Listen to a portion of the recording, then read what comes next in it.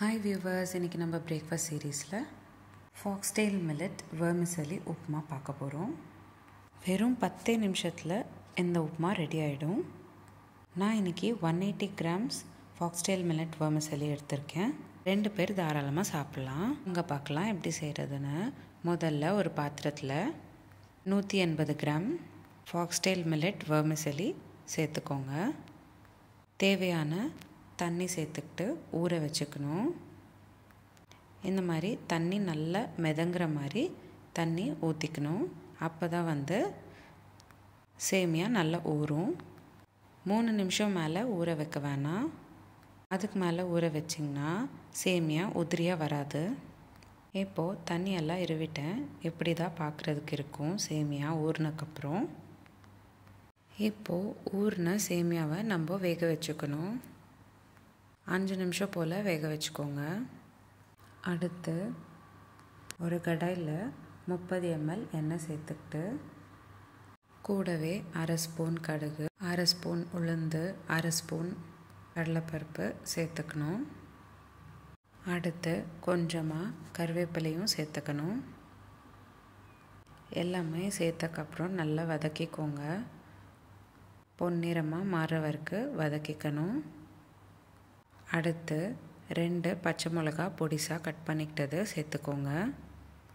ஒரு காஞ்ச மிளகாவும் கூடவே சேர்த்துக்கோங்க. நல்லா வதக்கிக்கோங்க.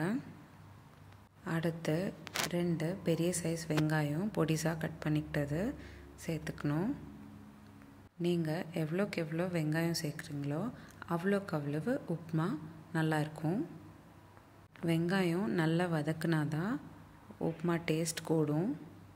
வெங்காயம் எல்லாம் நல்லா வதங்கினக்கப்புறம் 1/2 ஸ்பூன் உப்பு சேர்த்துக்கோங்க. உங்களுக்கு சாப்பிட்றப்ப இன்னும் க்ரன்ச்சியாக இருக்கணும் உப்புமான்னு நினச்சிங்கன்னா கொஞ்சமாக வேர்க்கடலையும் சேர்த்துக்கலாம்.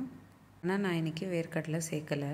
வெங்காயம் நல்லா பொன்னிறமாக மாறினக்கப்புறம் நம்ம வேக வச்சுருக்கிற சேமியாவை இப்போ சேர்க்கணும். சேமியா வேகினக்கப்புறம் இந்த மாதிரி உதிரி உதிரியாக வரும். எப்படி உதிரி உதிரியாக வந்தால் தான் சேமியா நல்லா வெந்திருக்குன்னு அர்த்தம். கொஞ்சம் கொஞ்சமாக சேர்த்துக்கோங்க. கடாயில் ஒரே வாட்டி எல்லாத்தையும் சேர்க்காதீங்க. நான் வீடியோவில் காமிக்கிற மாதிரி கொஞ்சம் கொஞ்சமாக சேர்த்துக்கோங்க. நான் உங்களுக்கு இன்றைக்கி செஞ்சு காட்டுற அளவு 2 பேர் தாராளமாக சாப்பிட்லாம். இந்த உப்புமாவுக்கு நீங்கள் எந்த சைட் டிஷ்ஷும் இல்லாமல் கூட சாப்பிட முடியும். நான் வீடியோவில் காட்டுற மாதிரி பொறுமையாக கலந்து விடணும். அப்போ தான் சேமியா உடையாமல் அதே சமயம் உதிரியாகவே இருக்கும். நம்ம இந்த உப்புமா செய்கிறதுக்கு எப்போவுமே லோ ஃப்ளேமில் வச்சு தான் செய்யணும். இந்த ரெசிபி ஒரு இன்ஸ்டன்ட் ரெசிபினால் முடிஞ்ச அளவுக்கு செஞ்ச உடனே சாப்பிட்டுடணும். வேலைக்கு போகிற லேடிஸ்க்கெல்லாம் இந்த ரெசிபி ரொம்பவே யூஸ்ஃபுல்லாக இருக்கும். அதே சமயம் ஹெல்த்தியாகவும் இருக்கும். உப்புமா நல்லா கலந்து விட்டக்கப்புறம் தேவையான அளவுக்கு தேங்காய் சேர்த்துக்கலாம். துருவன தேங்காய் கொஞ்சமாக தூவிக்கிறேன். உப்புமாவில் தேங்காய் தூவுறப்போ ஒரு தனி டேஸ்ட் கூடும். தேங்காய் சேர்த்தக்கப்புறம் 1 நிமிஷம் போல் கலந்து விடுங்க. அவ்வளோதான். 10 நிமிஷத்தில் ஈஸியான ஆரோக்கியமான சுவையான ஃபாக்ஸ்டெயில் மில்லட் வெர்மிசெலி ரெடி ஆகிடுச்சு. சர்விங் பவுலுக்கு மாற்றிக்கிட்டு உங்கள் வீட்டில் இருக்கிறவங்களுக்கு பரிமாறுங்க.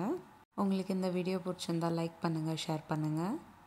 இதே மாதிரி டெய்லி ஒரு ரெசிபி பார்க்குறதுக்கு என்னோடய சேனல் சப்ஸ்கிரைப் பண்ணிக்கோங்க.